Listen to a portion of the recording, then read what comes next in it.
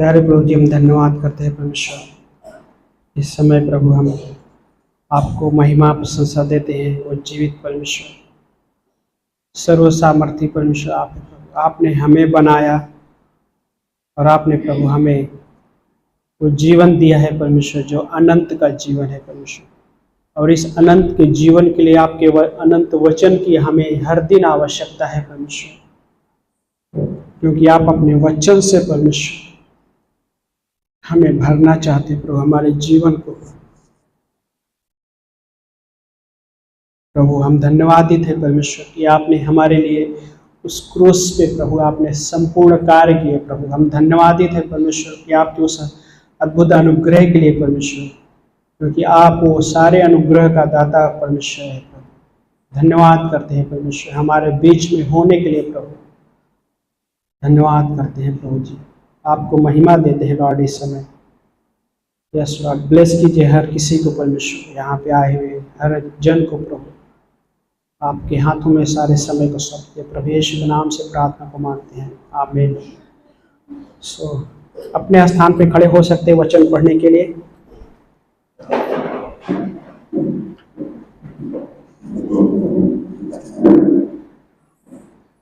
और आप मेरे साथ भजन संहिता का 119 अध्याय खोल सकते हैं।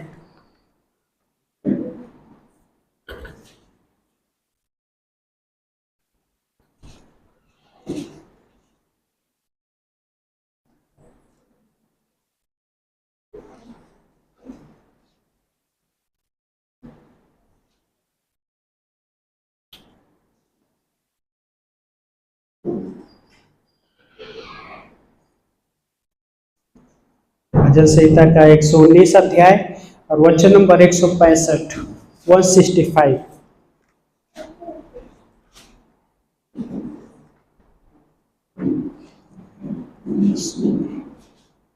वचन नंबर 165। जो तेरी व्यवस्था से प्रीति रखते हैं उन्हें बड़ी शांति मिलती है और उनको किसी बात से ठोकर नहीं लगती। प्यार प्रभु धन्यवाद करते प्रभु इस समय के लिए और इस अद्भुत हिस्से के लिए परमेश्वर। ब्लेस कीजिए प्रभु, और प्रभु हर किसी से बातें कीजिए प्रभु, आपकी महिमा के लिए मांगते हैं, यीशु मसीह के नाम से प्रार्थना को मांगते हैं, आमीन। बैठ सकते हैं आप सभी।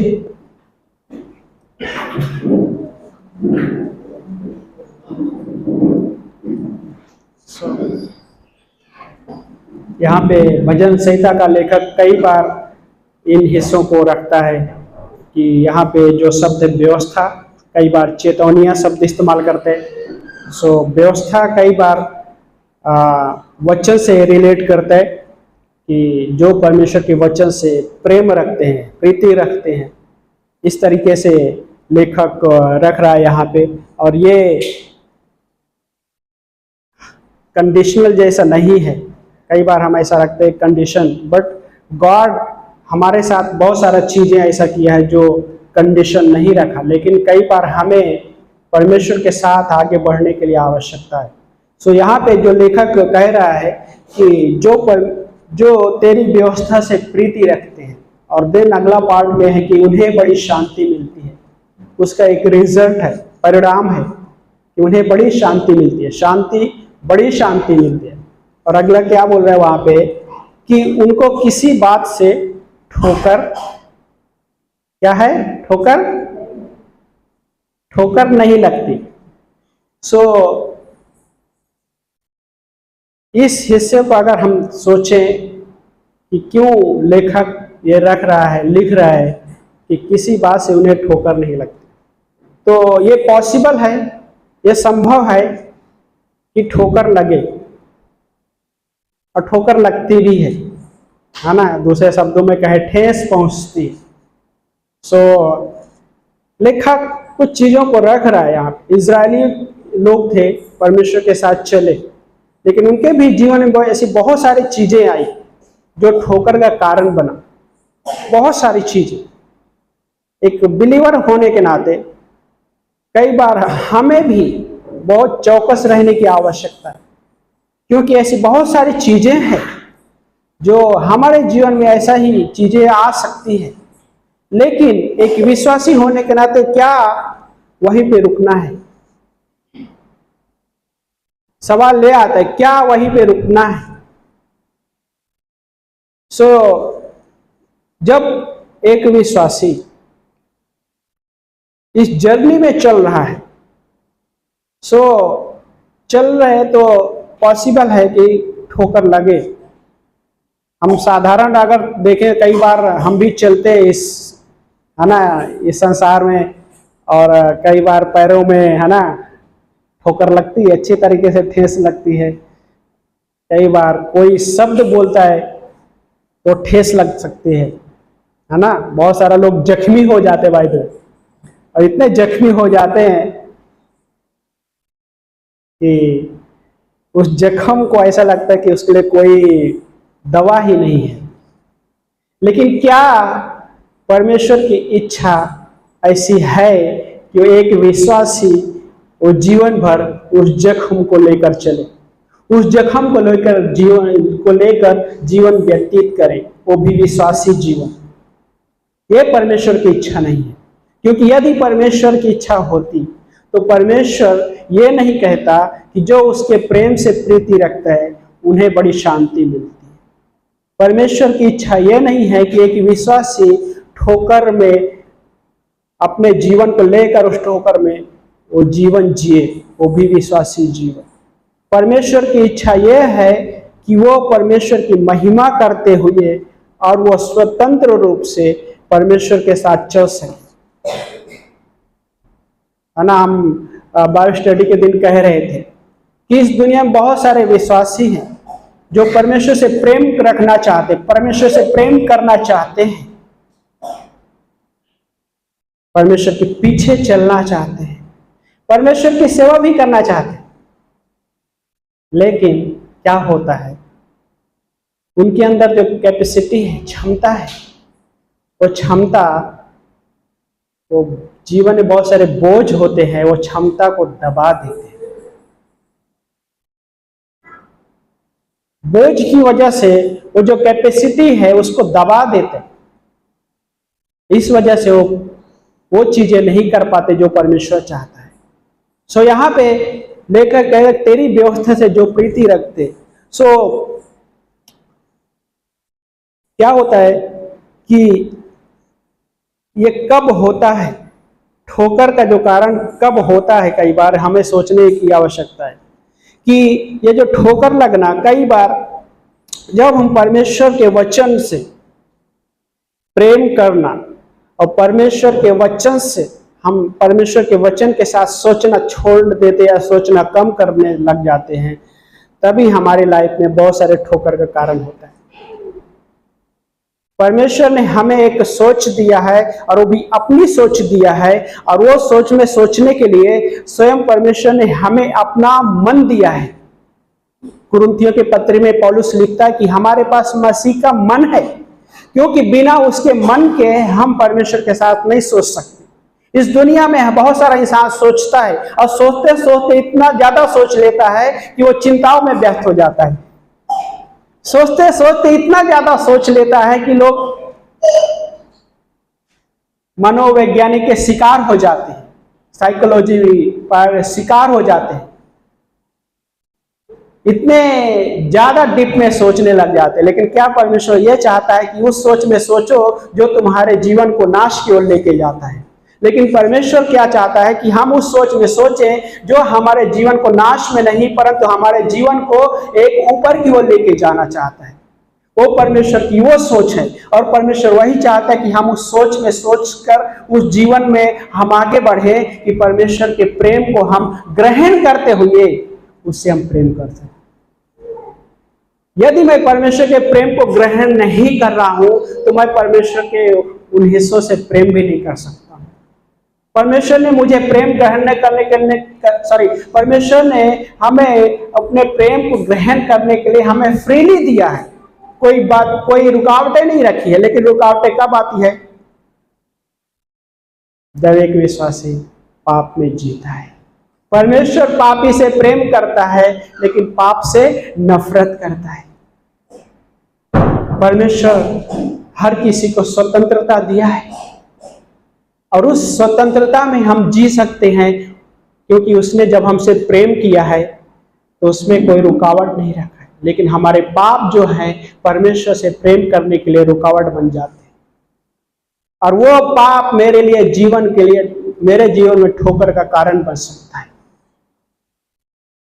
कई बार ऐसा भी पॉसिबल है,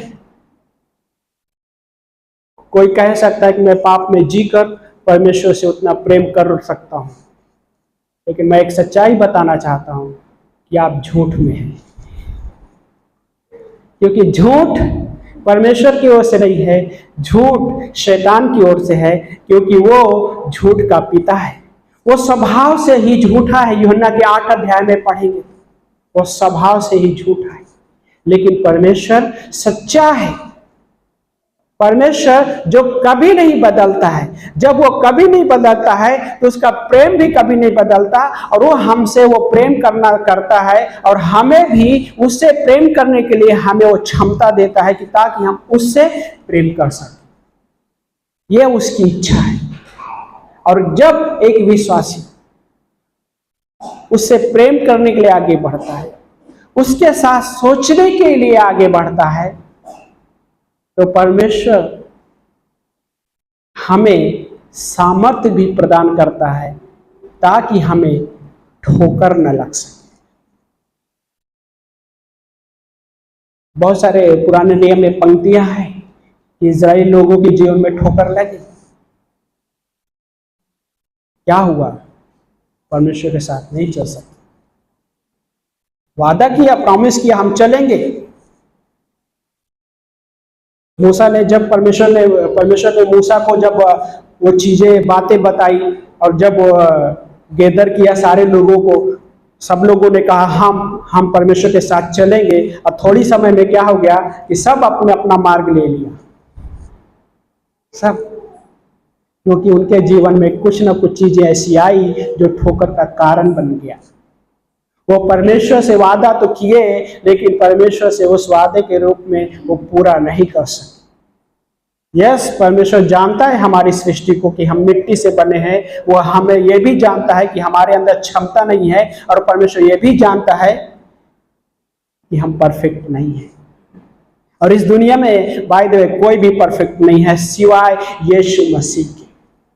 वो परफेक्ट है, और आज भी वो परफेक्ट है। और परफेक्ट वो परमेश्वर हमारे लिए इस दुनिया में आके क्रूस पे संपूर्ण बलिदान किया, जो मैं और आप नहीं कर सकते थे, लेकिन वो हमारे और आपके जगह पे वो बलिदान हुआ। हम में से कोई योग्य नहीं था, कोई भी। कई बार लोग परमेश्वर को खुश करना चाहते हैं कुछ चीजें करके, लेकिन परमेश्वर ये नहीं चाहता है कि उसको इस तरह से करते हुए उसको खुश करें। परमेश्वर ये चाहता है कि हम उसे प्रेम करते रहें। परमेश्वर ये चाहता है कि हम एक विश्वासी जीवन, विश्वास से आगे बढ़ें। परमेश्वर की इच्छा ये है। उसको खुश करने के लिए उसे आज भेंट की, बोलते हैं ना, भेंट या बलिदान की आवश्यकता नहीं है। परमेश्वर से प्रेम करने के लिए हमारे हृदय की आवश्यकता है। हृदय चाहिए उसे। नीति वचन में बोलता है, हे मेरे पुत्र, अपना हृदय मुझे दे दो। लेकिन क्या होता है, गॉड हम थोड़ा सा हिस्सा देंगे। हाँ, होता है ना, हम कई बार गॉड से तर्क वितर्क करते हैं। गॉड देखिए, आप ये वाला पूरा हिस्सा ले लीजिए, लेकिन इधर का हिस्सा मत लीजिए। हाँ, मत टच कीजिए।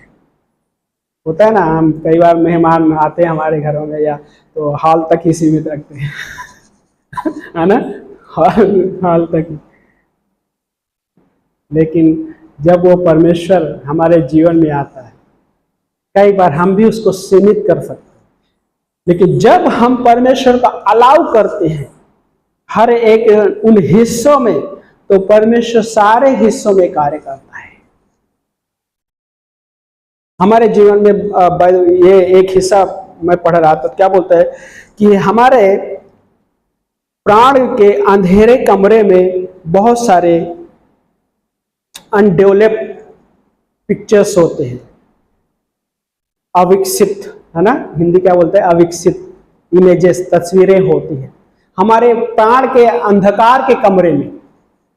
सो हमारे प्राण में ऐसे बहुत सारे हिस्से, कमरे होते हैं, जो अंधकार से भरा हुआ है, लेकिन वहां पे पिक्चरें होती है। और इस वजह से क्या होता है पता है, कई बार एक विश्वासी भी उन तस्वीरों को नहीं समझ पाता है कि आखिरकार में यह तस्वीर क्या है, और वो सोचते रहता है, और सोचते सोचते इतना सोच जाता है कि वो उलझ जाता है। लेकिन परमेश्वर, हमारा परमेश्वर गड़बड़ी का परमेश्वर नहीं है वो, क्योंकि वो हमको उलझाने के लिए नहीं आया, वो हमको हमारे इस जीवन को सुलझाने के लिए आया। हाँ, पतरस जब इस क्या हुआ, जब जाल ना मच्छी पकड़ने के बाद अपनी जाल को क्या करा था, वो सुलझा रहा था। यीशु मसीह आए उसके पास, पतरस चल थोड़ा, हाँ, नाव को इस तरफ लेके चल। पतरस बोलता है, प्रभु हमने पूरी रात मेहनत कर डाला। ओ वाह, बहुत अच्छा सेंटेंस था। हाँ, बहुत अच्छा सेंटेंस था। पतरस क्या कह रहा है कि हमने पूरी रात मेहनत कर डाला। अब बाय द वे, पेशे से अगर देखा जाए, अनुभवी था पतरस। हाँ, कोई इस बात से सहमत हो या ना सहमत हो, लेकिन मैं सहमत हूँ, क्योंकि वो मछुआरा अनुभवी होते हैं, है ना। आज भी समुद्र में बहुत सारे मछुआरे लोग जाते हैं। अगर कहें कि हमको भी पता है कहाँ मछली मिलती है, तो हमको नहीं पता चलेगा, लेकिन मछुआरों को पता होता है। पतरस भी वैसा ही था, और कहता है क्या, प्रभु हमने सारी रात मेहनत किया, कुछ नहीं मिला। लेकिन आखिरी में उसने एक जो सेंटेंस कहा, प्रभु आप कहते हैं तो मैं जाल डालूंगा। और यह है ठोकर न लगने के लिए एक स्टेप। पहले हिस्से में ठोकर लगने के लिए बहुत सारे हिस्से हैं, लेकिन दूसरे हिस्से में क्या बोलता है कि प्रभु आप कहते हैं तो मैं जाल डालूंगा। और पतरस वहां पे जाल डालता है। तभी भी बाद में अगर एक विचार को सोचे, जब मछलियां उस जाल में आई, पतरस क्या उतना प्रेम कर रहा था उस समय जितना परमेश्वर चाहता था उससे? शायद नहीं, शायद उतना प्रेम नहीं कर रहा था। लेकिन क्या परमेश्वर ने उसको छोड़ दिया? सोचे इस हिस्से को, क्या परमेश्वर ने पतरस को छोड़ दिया वहां पे? पतरस को नहीं छोड़ा। कई बार हमारे भी जीवन में ऐसी चीजें आ सकती है जिस वजह से हम परमेश्वर से, जो परमेश्वर का एक स्टैंडर्ड है, परमेश्वर जो चाहते हैं हमसे कि हम उसे प्रेम कर सकें, हमारे जीवन में ऐसे बहुत सारे एरिया हो सकते हैं जहां पे परमेश्वर का प्रेम ठंडा होने लगता है। लेकिन परमेश्वर का वादा क्या कहता है, तो हमको कभी नहीं छोड़ना चाहिए। लेकिन वो एक बात जरूर चाहते हैं हमसे कि पतरस के जैसे हम भी कुछ ऐसे निर्णय लें। प्रभु आप कहते हैं तो मैं आगे बढ़ूंगा। और फिर क्या होता है, अगला नेक्स्ट कदम, परमेश्वर बातें करना शुरुआत कर देता है। परमेश्वर अपने विचार से भरना शुरुआत कर देता है। एक पंक्ति है दूसरा कुरिन्थियों का 10 अध्याय वचन 4 और 5। यहाँ पे थोड़ा मैसेज का थोड़ा दूसरा हिस्सा कह सकते हैं, दूसरा पहलू कह सकते हैं इस तरह से। सो इस पंक्ति में पौलुस क्या लिखता है, दूसरा कुरिन्थियों का अध्याय 10 वचन नंबर 4 और 5।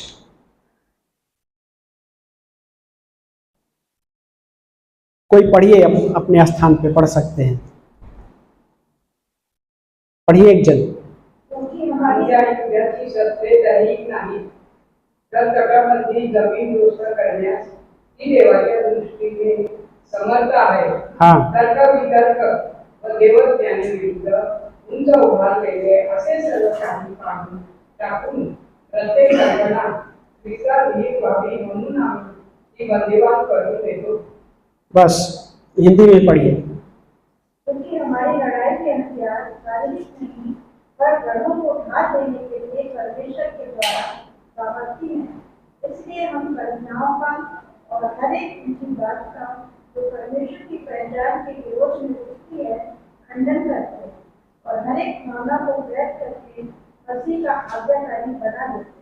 है ना। सो पौलुस यहाँ पे कुछ चीजें रख रहा है कि हमारे जो युद्ध के हथियार हैं, हाँ, क्या कह रहा है कि शारीरिक नहीं है। हमारे युद्ध के हथियार शारीरिक नहीं है, फ्लैश, है ना। शरीर कई बार फ्लैश शब्द इस्तेमाल किया गया, दैहिक नहीं है, कार्नल, है ना, कार्नल भी शब्द इस्तेमाल हो, दैहिक नहीं है। लेकिन अगले में क्या कह रहा है कि परंतु गढ़ों को ध्वस्त करने वाले, गढ़ों को ढा देने वाले ईश्वरीय सामर्थ्य से परिपूर्ण है जो हमारे पास हथियार। एक विश्वासी जब विश्वास करता है उस आत्मिक संग्राम का हिस्सा बन जाता है ना। सो इस झूठ में मत रहिए। यदि कोई कहता है कि जिस समय आप यीशु मसीह में विश्वास करेंगे तो आपके जीवन में तकलीफें नहीं आए, ओके, किसी को शायद ये ठेस का कारण नहीं बने तो अच्छा है किसी को ठोकर नहीं लगे इस बात से तो अच्छा है, क्योंकि विश्वासी जीवन एक आत्मिक युद्ध है। विश्वासी जीवन आत्मिक संग्राम का हिस्सा भी है। लेकिन आत्मिक संग्राम क्यों परमेश्वर अलाउ करता है उन चीजों को? बहुत सारी चीजें विश्वासी जीवन में परमेश्वर अलाउ करता है, क्योंकि वो परमेश्वर चाहता है कि हम उस परमेश्वर पर निर्भर होकर जी सके, उस परमेश्वर पर निर्भर होकर हम आगे बढ़ सके। और पौलुस क्या कह रहा है कि हमारे युद्ध के हथियार जो है शारीरिक नहीं है, परंतु गढ़ों को ढा देने वाले। हाँ, गढ़ किला, जब किला गढ़ क्या होता था कि जब कोई सेना युद्ध के लिए जाते थे तो गढ़ के पीछे से युद्ध करते थे और उनके लिए वो सुरक्षा का पार्ट होता था। लेकिन परमेश्वर हमारा वो गढ़ है। सो पौलुस यहाँ पे कह रहा है कि गढ़ों को ध्वस्त करने के लिए ईश्वरीय सामर्थ्य से परिपूर्ण है वो जो हमारे पास हथियार है। और ये इफिसियों का 6 अध्याय में पढ़ेंगे तो वहां पे आत्मिक हथियार, वेपन, है ना, कहे तो गॉड ने रखा है, हमारे लिए दिया है। उद्धार का टोप पहन लो, आत्मा की तलवार ले लो, विश्वास से कमर कस लो, धार्मिकता की झिलम पहन। लेकिन वहां पे एक शब्द नहीं कह रहा है पौलुस कि लेकर हमको लड़ने की आवश्यकता है। और जिस समय कई बार एक विश्वासी लेकर लड़ने की कोशिश करता है, वो कहां पे ऑपरेट कर रहा होता है पता है? वो शरीर में ऑपरेट कर रहा होता है, क्योंकि लड़ाई उस परमेश्वर की है। यह संग्राम परमेश्वर का है। परमेश्वर स्वयं कहता है कि संग्राम मेरा, युद्ध मेरा है।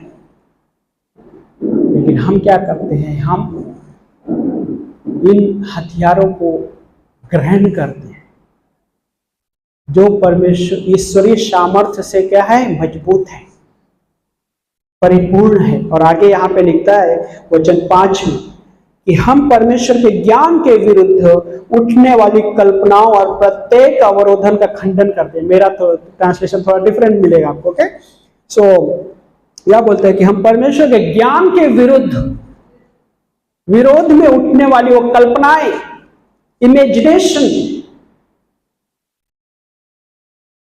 और ये ध्यान देने वाले वो हिस्सा बाय द वे कि बहुत सारी ऐसे जो भी इमेजिनेशन है, कल्पनाएं हैं, हमारे जीवन में ठोकर का कारण बन जाती है। एक तरफ परमेश्वर ने हमें वो हथियार दिया है जो ईश्वरीय सामर्थ्य से परिपूर्ण है, लेकिन एक तरफ है कल्पनाएं, जो विचार उठते हैं, जो कि परमेश्वर चाहता कि हम मसीह को बंदी बना दे पर मसीह के पास, लेकिन हम उनको लेकर चलने लग जाते हैं। अब जब चलने लग जाते हैं, सोचने लग जाते हैं, हाँ, यहाँ पे क्या बोलते हैं कि विरुद्ध उठने वाली प्रत्येक कल्पनाओं और प्रत्येक अवरोधन का खंडन करते हैं। तो यहाँ पे खंडन करने के लिए कह रहा है पौलुस। लेकिन हम क्या करते, कई बार हम उसी कल्पनाओं में आनंद उठाने लग जाते हैं, उसी सोच में हम आनंद उठाने लग जाते हैं जो सोच परमेश्वर की ओर से नहीं है। कई बार हमारे जीवन में ऐसी बहुत सारी सोच आते हैं जो परमेश्वर की ओर से नहीं भी होती, लेकिन उस सोच को मैं कैसे मेजरमेंट करूंगा कि ये परमेश्वर की ओर से है या परमेश्वर की ओर से नहीं है? क्योंकि उस सोच को मेजरमेंट करने के लिए गॉड ने मेरे अंदर एक चीज दिया है। क्या है? पवित्र आत्मा दिया है। उसने हमें वचन दिया है कि मैं उन सोच को, इन वचनों से मैं मेजरमेंट कर सकूं, उस पवित्र आत्मा को पूछ सकूं क्या, तो क्योंकि वो स्वयं परमेश्वर है, हमारे अंदर निवास कर रहा है। और उससे हमें जब हम पूछते गॉड ये सच में क्या आपकी ओर से सोच है क्या? जो सोच परमेश्वर की ओर से नहीं है, वो सोच मेरे जीवन में कभी आत्मिक उन्नति का कारण नहीं बनता है। जो सोच परमेश्वर की ओर से नहीं है, वो सोच एक विश्वासी जीवन में आत्मिक उन्नति का कारण कभी नहीं बनेगी। लेकिन जो सोच परमेश्वर की ओर से है, वो मेरे लिए आत्मिक उन्नति का कारण बनेगा।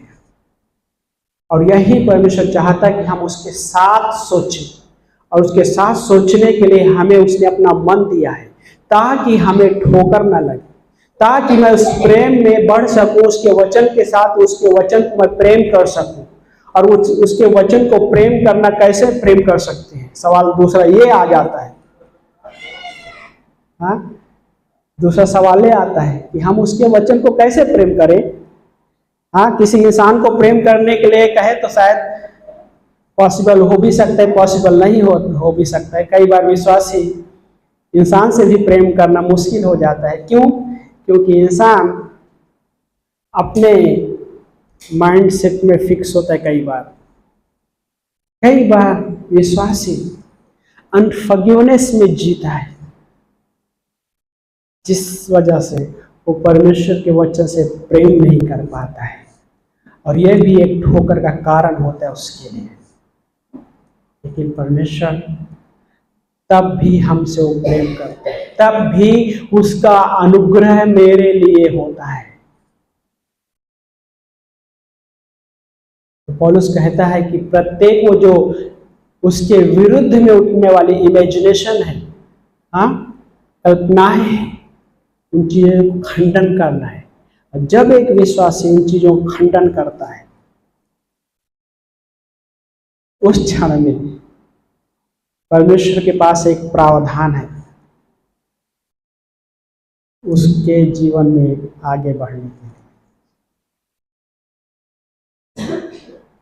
अब परमेश्वर बातें करना शुरुआत कर देता है ना? होता है ना, कई बार एक आपको बाइबल पढ़ने का जरूरत पड़ती है, आप पढ़ना शुरुआत करते हैं, एक पेज शायद हो सकता है उस समय आपको लगे अरे परमेश्वर बात ही नहीं कर रहा है, 2 पेज खत्म हो गया परमेश्वर बात ही नहीं कर रहा है, और 3 पेज खत्म हो गया तो ही परमेश्वर नहीं बात कर रहा है।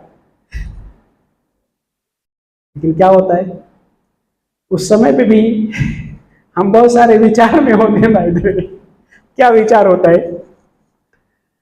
मेरी परिस्थिति के अनुसार ये वचन नहीं है। हाँ, होता है ना कि मैं जैसे जैसे मेरे मन में सोच चल रहा है उसके अनुसार फिट नहीं हो रहा है ये वचन। लेकिन जब मैं परमेश्वर को सरेंडर कर देता हूं, उस पवित्र आत्मा को सरेंडर कर देता हूं, परमेश्वर मुझसे बातें करना शुरू कर देता है। और जब बातें करने लग जाता है तब भजन संहिता 119 अध्याय का 165 जो वचन है, वो हिस्सा कि उनको बड़ी शांति मिलती है, तब वो आनंद करने लग जाता है। परिस्थितियां वही है, लेकिन परमेश्वर के वचन में वो आनंद करने लग जाता है, क्योंकि परिस्थितियां परमेश्वर के वचन को नहीं दबा सकती। लेकिन कई बार एक विश्वासी के जीवन में ऐसा पॉसिबल है कि परिस्थितियां उसके जीवन में जो वचन आ रहा है उसको दबा दे, क्योंकि ऐसा पॉसिबल है। क्योंकि मत्ती का अध्याय 13 में जब पढ़ते हैं कि वचन नंबर 20 और 21 में, वहां पे एक हिस्सा कहता है कि एक बीज जो बोया गया था वो पथरीली भूमि में गिरा, और पथरीली भूमि में जब गिरा तो क्या बोलता है उस वचन में, वचन नंबर पढ़ते बाय आप खोल सकते मेरे साथ, मत्ती का 13 अध्याय वचन नंबर 20 और 21वीं पंक्ति पढ़िए एक जन कोई।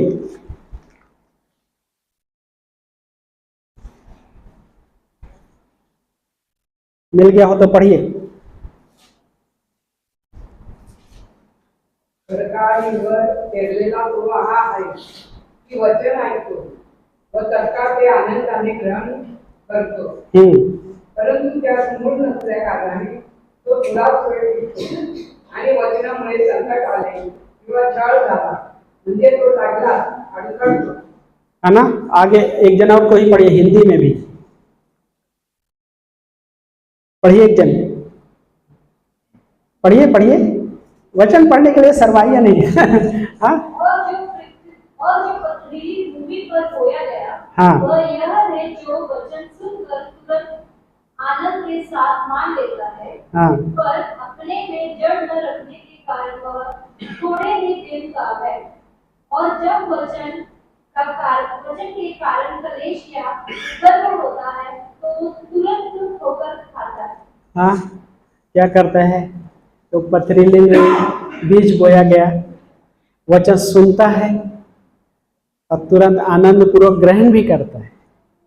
हाँ, आनंद पूर्वक ग्रहण भी करता है, लेकिन क्या होता है, वो गहराई में नहीं गया, डीप में नहीं गया।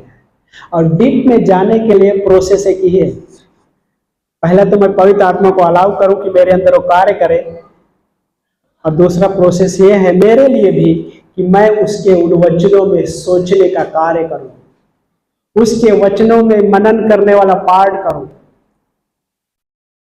और यही है मेरे जीवन में वो हिस्सा।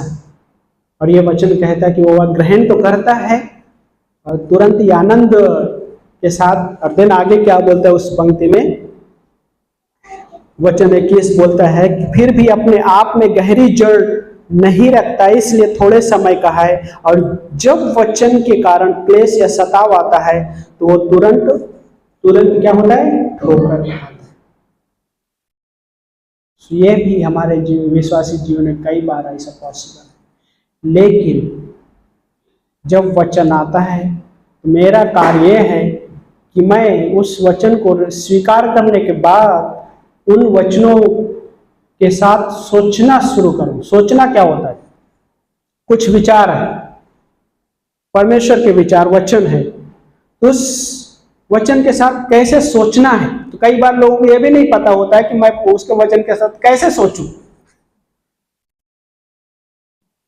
तो सोचने के लिए कुछ शब्दों को लेना होता है, आगे पीछे जो शब्द कह रहे हैं, पहले तो कॉन्टेक्स्ट समझने का कि कॉन्टेक्स्ट क्या कह रहा है। जब कॉन्टेक्स्ट समझ में आ जाएगा तो जो शब्द है उस शब्दों के बारे में सोचना है। जैसे यहाँ पे क्या लिखा है कि वचन को आनंद पूर्वक क्या किया, ग्रहण कर लिया, और तुरंत बोलता है, लेकिन वो गहराई में नहीं गया। तो क्या कहना चाह रहा है कि ये वचन मुझे क्या कहना चाहते हैं कि वचन गहराई में जाए। गहराई में जाने का मतलब ये नहीं कि खाया तो पूरा पेट में आना, वैसा नहीं, बट क्या कहना चाह रहा है कि मेरे जीवन के उस हिस्से में जाना चाहते हैं वचन, लेकिन मैं कई बार रोक देता हूं। किस वजह से, यहां पे लिखा है, कुछ चीजें लिखा है, क्लेश और सताव, कई बार और भी चीजें हैं बाय द वे, ओके। कई बार हम स्वयं उसका कारण बन जाते हैं। तो सोचने के लिए कैसा कि उन शब्दों पे सोचना कि ये शब्द मेरे लिए क्या कहना चाहता है, ये शब्द जो है परमेश्वर के विचार के साथ कैसे मैच होता है। क्योंकि ये शब्द जैसे परमेश्वर का वचन यहाँ पे लिखा है कि परमेश्वर के वचन क्या है कि वो गहराई में नहीं गया। तो परमेश्वर का वचन क्यों कह रहा है कि मेरे जीवन में गहराई में जाना चाहिए, क्यों कह रहा है, उसका कारण क्या है कहने का। उसका वजह क्या है कि गहराई में जाने के लिए कह रहा है वचन, और गहराई में जाने के बाद क्या क्या परिणाम हो सकते हैं, ये मेरे लिए सोचने की आवश्यकता है ना। हम सब कई बार चीजें लेने जाते हैं मार्केट में, हम सोचते हैं कि इसके परिणाम क्या हो सकते हैं, ये किस किस एरिया में मुझे इस्तेमाल होगा, है ना, क्या क्या चीजें मेरे घर में क्या इस्तेमाल होगा, हम सोचते हैं। क्या किसी ने ऐसा कुछ किया है कि सामान मार्केट से लेके आया और उसको उसके पहले नहीं सोचा कि अरे चलो इस्तेमाल होएगा नहीं होएगा, कोई रख दिया, ऐसा हुआ है कभी किसी के साथ? हाँ, होता भी है भाई, कई बार हो भी सकता है, पॉसिबल है, लेकिन ऐसा किसी ने नहीं किया रहेगा कि जो घर में सामान लाना है वो पहले, है ना, कि हाँ ये घर में, मेरे घर में जरूरतमंद क्या जरूरत इसकी, सोचते हैं। तो परमेश्वर क्या कहना चाह रहा है, क्यों मेरे लिए जरूरी है जो गहराई में जाए, वो उसका रिजल्ट मेरे लिए कितना फायदेमंद है, वो परमेश्वर बताना चाहता है। ये क्या हो गया, परमेश्वर के साथ सोचने लग गया मैं। अब जब ये चीजें आप इस एरिया में बढ़ने लगेंगे ना, आपको परिस्थितियां वही भी रह सकती है, लेकिन ये वचन आपके जीवन में आनंद का कारण बन जाएगा। और वो आनंद नहीं जो चंद समय के लिए, ओके, मैं उसको ये कह सकूंगा, वो आनंद नहीं है, वो हैप्पीनेस है, खुशियां, हाँ, वो शब्द है। जॉय और हैप्पीनेस में अंतर है। हैप्पीनेस परिस्थितियों के आधार पे होता है, खुशियां परिस्थितियों के आधार पे होता है, लेकिन आनंद जो है परिस्थितियों के आधार पे नहीं होता है, वो आनंद अंदरूनी होता है, वो अंदर का वो हिस्सा है। और वही है कि परमेश्वर का जो जॉय हमारे अंदर, आनंद जो है, वो क्या करता है, परिस्थितियों पे निर्भर नहीं होता है। परिस्थितियां वही हो सकती है, क्योंकि पौलुस अपने जीवन में, सोचिए, जेल में है, हाँ, हथकड़ी लगी है।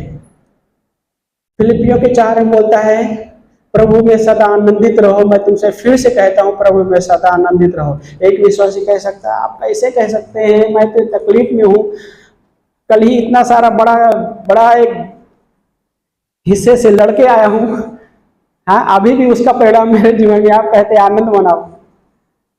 हाँ, सोचते होता है, पॉसिबल है कि कहे कि विश्वासी इस तरह सोचे, लेकिन पौलुस कहता है प्रभु में सदा आनंदित रहो, मैं फिर से कहता हूं आनंदित रहो।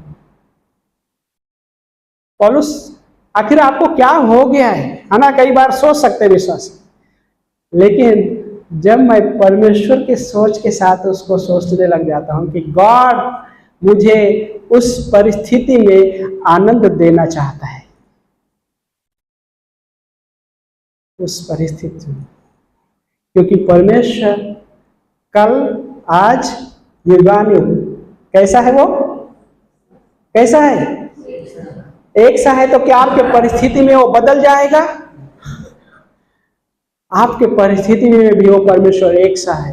वो परमेश्वर जब आपके जीवन में अच्छाई चल रही थी तभी प्रेम कर रहा था, जब आप परिस्थिति में हैं, कठिन परिस्थिति, तब भी वो प्रेम कर रहा है, और हमेशा वो प्रेम करते रहेगा। और वही परमेश्वर हमें भी अपने वचन के साथ प्रेम करने के लिए सामर्थ्य भी देता है, कि हम उससे प्रेम कर सके, उसके वचन से प्रेम कर सके, उसके वचन के साथ सोच सके। और जब हम सोचने लग जाते हैं, परिस्थितियां कोई भी रहने दो, लेकिन वो हमारे लिए एक ब्रिज की तरह बन जाता है। परिस्थितियां यही है, लेकिन वो ब्रिज की तरह गॉड हमारे जीवन में वो करता है। और क्या होता है, थैंक गॉड, तब हम परमेश्वर को महिमा दे पाते हैं। एक परिस्थिति में सोचकर कभी भी परमेश्वर को महिमा देना आसान नहीं होगा, नेवर नेवर नेवर, कभी आसान नहीं होगा। लेकिन उन परिस्थितियों में जब आप परमेश्वर के साथ सोचने लग जाते हैं, उस समय आप परमेश्वर को महिमा देना सीखने लग जाते हैं। आप परमेश्वर को महिमा देना शुरुआत कर देते हैं। वो परमेश्वर आपके अंदर कार्य करने लग जाता है, क्योंकि वो परमेश्वर हमारे लिए हमेशा वो उपलब्ध है, हर एक जगह, हर एक परिस्थिति में, हर समय, और वो परमेश्वर हमसे हर एक उस समय में हमसे प्रेम करता है और हमारी हर एक परिस्थितियों के लिए वायदे वचन दिया है। लेकिन मैं उन वचनों को जब तक पढ़ूंगा नहीं, जब तक मैं उस पर सोचूंगा नहीं, मनन नहीं करूंगा, वो मुझे नहीं समझ में आएगा। तभी मुझे क्या होएगा, परिस्थितियां बड़ी नजर आने लग जाती। लेकिन गॉड मेरे लाइफ में उसके साथ सोचने के लिए उसने मुझे स्वयं अपना मन दिया है, ताकि मैं उसके मन के द्वारा उसके वचन के साथ सोच सकूं, उसकी सोच के साथ मैं सोच सकूं। और जब एक विश्वासी उसके सोच के साथ सोचने लग जाता है, तो वो जो कल्पनाएं हैं उसके विरोध में उठती है, उन चीजों को खंडन कर पाता है, रोक पाता है। और यही परमेश्वर की इच्छा है, एक विश्वासी में आगे बढ़ने। क्योंकि वो परमेश्वर जब क्रूस पे था उस समय भी हर एक मनुष्य के बारे में सोच रहा था। उस क्रूस पे जिन लोगों ने उसे खिला ठोका, जिन लोगों ने उसके मुंह पर थूका, जिन लोगों ने उसे मारा, उनके लिए भी उसकी सोच क्या थी? उसकी सोच ये थी, हे परमेश्वर ये क्या कर रहे हैं, इन्हें नहीं पता, इन्हें क्षमा कर। उसकी सोच थी ये। और परमेश्वर कई बार हमसे भी कहता है, आप परिस्थिति में हो, कुछ विचार चल रहा है, जो विचार सही नहीं है, उस विचार से बाहर आओ। मैं तुम्हें वो सोच देना चाहता हूं जो मेरी सोच है। मैं तुम्हें वो सोच देना चाहता हूं जो अनुग्रह की सोच है। मैं तुम्हें वो सोच देना चाहता हूं जो मेरे प्रेम से उभर कर निकल कर आई है। मैं तुम्हें वो सोच देना चाहता हूं।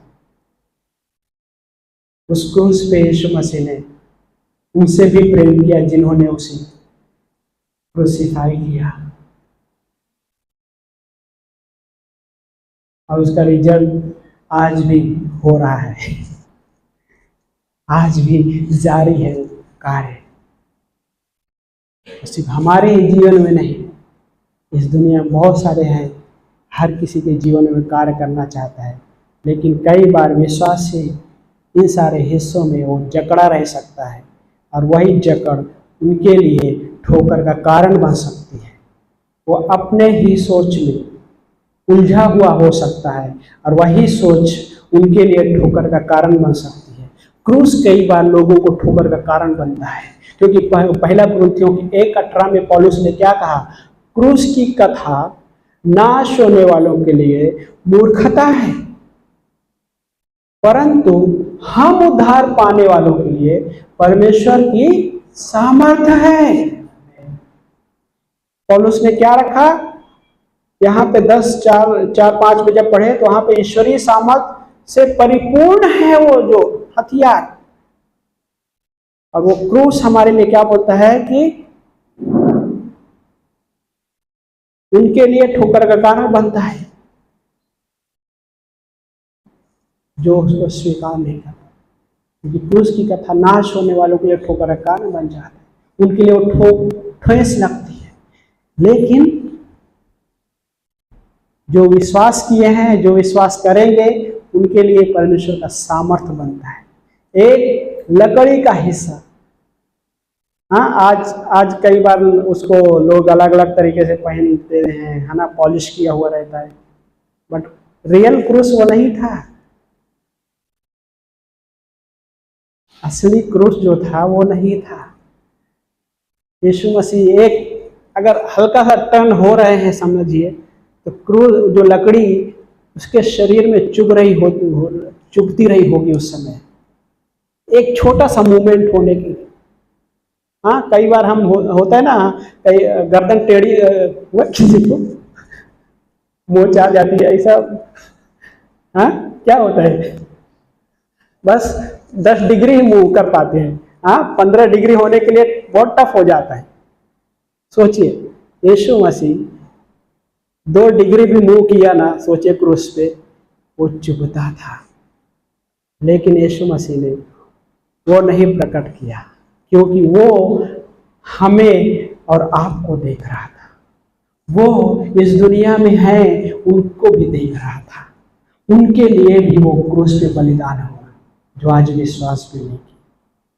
हर मनुष्य के लिए वो संपूर्ण कार्य कर दिया क्रूस पे। और मेरे लिए उसने कुछ चीज़ें दिया है, मेरे लिए भी संपूर्ण कर दिया, लेकिन मेरे लिए क्या दिया है कि मैं उसके वचनों के साथ प्रेम करना सीखूं, उसके वचनों में आगे बढ़ना सीखूं, उसके वचनों के साथ मैं सोचना सीखूं। मेरे लिए दिया है, मैं किसी को प्रेम करना सीखूं, मैं किसी को क्षमा करना सीखूं, ये मेरे लिए दिया है। मेरे लिए उसने सब कुछ कर दिया है, लेकिन मैं जब ये चीजें कर भी रहा हूं तो मैं अपने स्वयं के सामर्थ्य से नहीं कर सकता हूं। इसीलिए उसने मुझे वो सामर्थ्य भी प्रोवाइड किया है कि उसके प्रेम के द्वारा मैं दूसरों को प्रेम कर सकूं, उसके सामर्थ्य के द्वारा मैं औरों को भी क्षमा कर सकूं, उसके उस अनुग्रह के द्वारा जो मुझे दिया है, उसने अनुग्रह दूसरों को भी अनुग्रह दे सकूं। कई बार विश्वासी बोलते नहीं, मुझे अनुग्रह चाहिए, मुझे ग्रेस चाहिए। अच्छा है, लेकिन जब सामने वाला ग्रेस देना नहीं, उसको मैं ग्रेस नहीं दूंगा। उसने मुझे हर्ट किया, मुझे इतनी ठेस पहुंचाई है, उसको तो अनुग्रह नहीं दे सकता है। हाँ, ऐसा भी सोच आता है। क्या हो गया? मेरे लिए ठुकर का कारण बन गया वही। लेकिन जब मैं परमेश्वर के साथ परमेश्वर की सोच से सोचता हूं, क्योंकि अनुग्रह मुझे किस अवस्था में मिला? मेरी अच्छाई की वजह से। क्या हमें ग्रेस हमारी अच्छाई की वजह से मिला, या हमारी सुंदरता की वजह से मिला, या हमारे धनवान या कंगाल होने की वजह से मिला? नहीं, अनुग्रह सिर्फ उसकी योग्यता के आधार पर मिला, मेरी योग्यता के आधार पर नहीं। अनुग्रह यही है कि जिसके मैं योग्य नहीं था वो मुझे मिला। और वही क्या है मेरे जीवन में? मैं किसी भी एंगल से अगर देखें, हम अगर किसी भी एंगल से देखें कि हमें पापों से क्षमा मिलने जैसा किसी भी एंगल से नहीं हमारे जीवन में था, लेकिन उसने हमें क्षमा दिया, उसने हमें धर्मी ठहराया, उसने हमें अपने अनंत के प्रेम से प्रेम किया। और अभी भी कई बार हम गलत भी होते हैं, फिर भी वो हमसे प्रेम करता है, उसी प्रेम से जो अनंत के प्रेम से है, क्योंकि उसका प्रेम हमारे लिए आज भी वैसा ही है। वो परमेश्वर आज भी हमसे वो प्रेम कर रहा है, और क्रूस पे वही औरों के लिए भी किया और हमारे लिए आज भी कर रहा है। तो जब परमेश्वर हमें अपनी सोच देता है तो उसके सोच में हमारा रोल यह है कि हम उसकी सोच में सोचें, उसके वचनों के साथ हम सोचें। यस, जॉब है, जॉब करना है, घरों का काम करना है, हाँ, ट्रैवलिंग करना पड़ता है, करना है, लेकिन उस बीच में मैं भी परमेश्वर के साथ सोच सकता हूँ। जब परमेश्वर के साथ सोचने लग जाते हैं विश्वासी, परमेश्वर की महिमा का कारण है, ठोकर का कारण नहीं। आखिरी में एक पंक्ति पढ़ते खत्म करेंगे। पहला पतरस का 2 अध्याय वचन नंबर 6-8।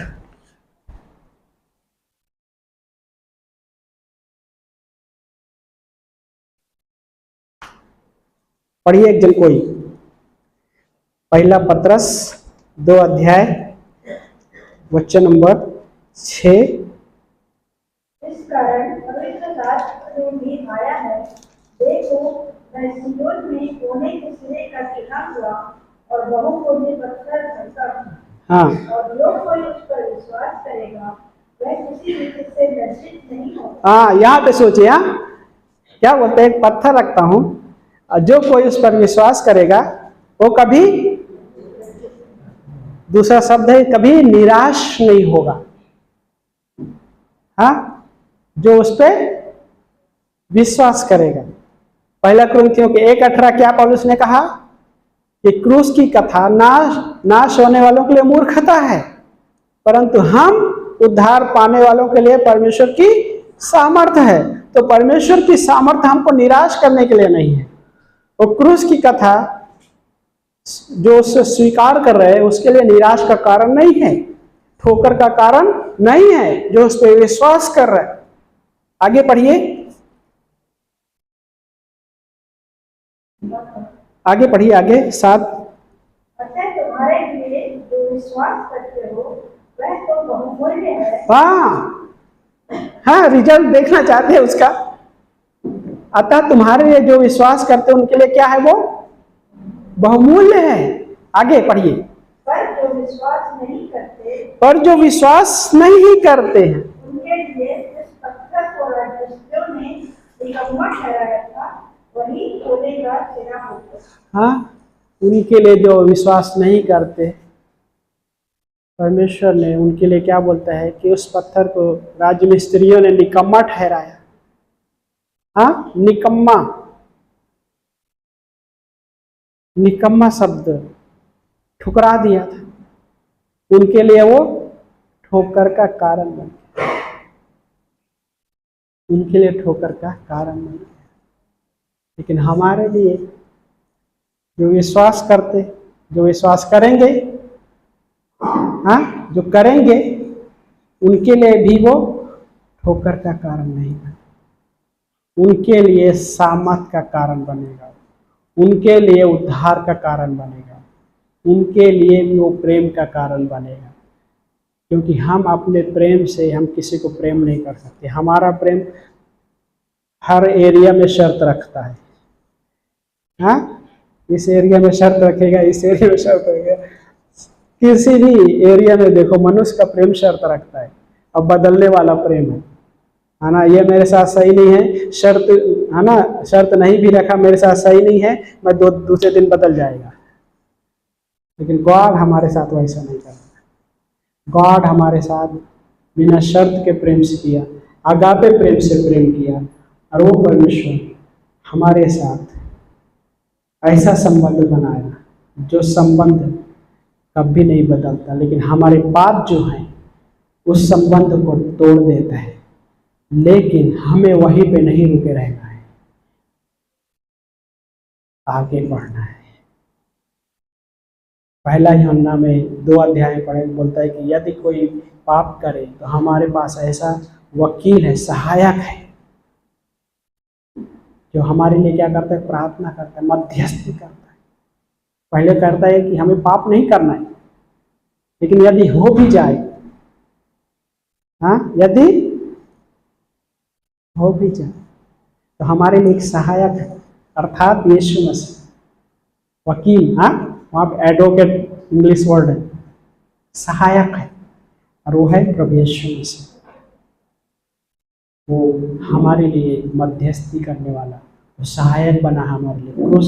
क्रूस पे वही था, हमारे लिए वो सहायक बना, उनके लिए भी वो सहायक बना। हम में से कोई भी योग्य नहीं था स्वर्ग जाने के लिए या पाप क्षमा होने के लिए, लेकिन उसने हमें योग्य बना दिया उसके अनुग्रह के द्वारा। इफिसियों का 2:8 क्या कहता है, विश्वास से हमारा उद्धार विश्वास से अनुग्रह के द्वारा हुआ, कर्मों के द्वारा नहीं, ताकि किसी को घमंड करने का अवसर मिले। कर्मों के द्वारा नहीं, ग्रेस ये है। ग्रेस कमाया नहीं जा सकता, ग्रेस रिसीव किया जाता है, ग्रेस को ग्रहण कर सकता। ग्रेस कमाया नहीं जा सकता, उद्धार भी कमाया नहीं जा सकता, उद्धार सिर्फ ग्रहण करना है। वो परमेश्वर जो सारे अनुग्रह का दाता परमेश्वर है, वो नहीं चाहता कि किसी का नाश हो, वो चाहता है कि हर कोई उद्धार ग्रहण करे और वो परमेश्वर की महिमा कर सके। हमें आइए प्रार्थना करते। प्यारे परमेश्वर, धन्यवाद करते हैं इस दिन के लिए लॉर्ड, इस समय के लिए परमेश्वर, जो आप अद्भुत करने वाला परमेश्वर हमारे बीच में आए। परमेश्वर प्रभु, आप हमारे लिए इस दुनिया में आए। प्रभु, आप का वचन प्रभु, अद्भुत वचन प्रभु है हमारे लिए। प्रभु हम प्रार्थना करें इस समय परमेश्वर कि प्रभु, यदि कोई कमजोर पड़ रहा है प्रभु, आपके उन वचनों को प्रेम करने के लिए, प्रभु यदि कोई कमजोर पड़ रहा है आपके साथ चलने के लिए, प्रभु आप उन्हें प्रभु फिर से बलवंत करना, प्रभु फिर से सामर्थ्य देना परमेश्वर, उस प्रेम में प्रभु आगे बढ़ने के लिए सामर्थ्य देना परमेश्वर, आप लीड करना परमेश्वर आपके वचनों के द्वारा। प्रभु हम धन्यवाद करते हैं प्रभु, धन्यवाद करते हैं आपके प्रेम के लिए, धन्यवाद करते हैं परमेश्वर आपने जो हमारे लिए अनुग्रह दिया परमेश्वर। प्रभु हम किसी भी तरीके से योग्य नहीं थे, लेकिन आपने हमें धर्मी ठहराया। हम प्रभु योग्य नहीं थे, लेकिन आपने हमें पवित्र किया। प्रभु आपने हमें अपनाया। प्रभु धन्यवाद करते हैं प्रभु, प्रभु आपके उस अद्भुत कार्य के लिए, प्रभु जो क्रूस पे हमारे लिए जो संपूर्ण कार्य किया, प्रभु हम उसके लिए भी धन्यवाद देते हैं परमेश्वर। यस राजाओं के राजा प्रभु, हम इस समय इस भवन में बैठे हुए हर एक व्यक्ति के लिए प्रार्थना करते हैं परमेश्वर। प्रभु आपके इस अनुग्रह के वचन के द्वारा प्रभु आप उन्हें मदद करना, आप हर किसी को आपके उस अनुग्रह के वचन के द्वारा प्रभु मजबूत करना परमेश्वर, आपके वचन के साथ सोचने के लिए मदद करना परमेश्वर, आपके वचन में सोचने के लिए मदद करना परमेश्वर। धन्यवाद करते हैं परमेश्वर से। यस लॉर्ड, आपको हम ऊंचा उठाते हैं, आपके उस क्रूस को ऊंचा उठाते हैं प्रभु, आपके उस संपूर्ण कार्य को ऊंचा उठाते हैं प्रभु, महिमा देते हैं इस समय प्रभु। हम धन्यवाद देते हैं परमेश्वर, अपने जगह पे अपने हाथों को उठाकर परमेश्वर को महिमा दो, धन्यवाद करो। आप किसी भी परिस्थिति में क्यों ना हो या कैसे भी, लेकिन वो आपको जानता है, वो आपसे प्रेम करते हैं। अपने हाथों को उठाकर धन्यवाद दे सकते हैं। प्रभु धन्यवाद करते हैं हमारे जीवन को चुनने के लिए, हमारे जीवन को बचाने के लिए धन्यवाद करते हैं परमेश्वर। प्रभु हम आपको जो हमारे लिए आपने वो संपूर्ण कार्य किया उसके लिए महिमा देते हैं, धन्यवाद करते हैं, धन्यवाद करते हैं। इस समय हम आपको एक खुशखबरी बताना चाहते हैं। यदि आपने प्रभु यीशु मसीह के बारे में पहली बार सुन रहे हैं या पहले भी सुने हैं, लेकिन अभी तक अपना जीवन यीशु को नहीं सौंपे हैं, अभी तक आप उसको उद्धारकर्ता के रूप में नहीं स्वीकारे हैं, लेकिन मैं आपको एक बात बताना चाहता हूँ, वो आपके जीवन में वो आना चाहते हैं, वो आपके साथ वो जीना चाहते हैं। यदि आप चाहते हैं कि आपके वो जीवन में आए, आप चाहते हैं कि आपका वो उद्धारकर्ता के रूप में बने, तो आपको कुछ भी करने की आवश्यकता नहीं है। यदि आप चाहते कि आपके जीवन में आए, तो आप जहां भी, कहीं भी, किसी भी परिस्थिति में क्यों नहीं है, क्यों ना हो, लेकिन अपने जीवन में जस्ट एक छोटा सा प्रार्थना कीजिए मेरे साथ। आप किसी भी हालत में क्यों ना हो, आप शर्माइए नहीं, डरिए नहीं, घबराइए नहीं। वो परमेश्वर आपसे प्रेम करता है, वो परमेश्वर आपको बनाया है। तो आप मेरे साथ छोटा सा प्रार्थना कर सकते हैं। प्रभु यीशु, मैं धन्यवाद देता हूँ या धन्यवाद देती हूँ। प्रभु यीशु, मैं आपके नाम में अपने पापों से क्षमा मांगता हूँ या क्षमा मांगती हूँ। प्रभु यीशु, धन्यवाद कि आप मेरे पापों के लिए क्रूस पर चढ़ाए गए, कब्र में दफनाए गए, तीसरे दिन जी उठे। इस संदेश पर विश्वास करता हूँ या विश्वास करती हूँ। प्रभु यीशु, मैं आपको अपना उद्धारकर्ता के रूप में स्वीकारता हूँ या स्वीकारती हूँ। प्रभु यीशु के नाम से आमीन। यदि आपने प्रार्थना किया है, ये पवित्र शास्त्र इस बात की गारंटी देता है कि आपके सारे पाप क्षमा हो चुके हैं और वो परमेश्वर आपके जीवन में प्रवेश कर चुका है, वो आपके जीवन में निवास स्थान बना लिया है। धन्यवाद करते हैं परमेश्वर। यस लॉर्ड, आपको महिमा देते। प्रभु हम इसमें प्रार्थना करें परमेश्वर, यदि हमारे बीच में कोई है प्रभु जो शारीरिक रूप से कमजोर है या शारीरिक तकलीफों से जा रहा है या कोई भी बीमारियों से जा रहा है, हम आपके नाम में प्रभु, सामर्थ्य नाम में मांग रहे यीशु मसीह, आप टच कीजिए प्रभु और प्रभु चंगाई दीजिए प्रभु।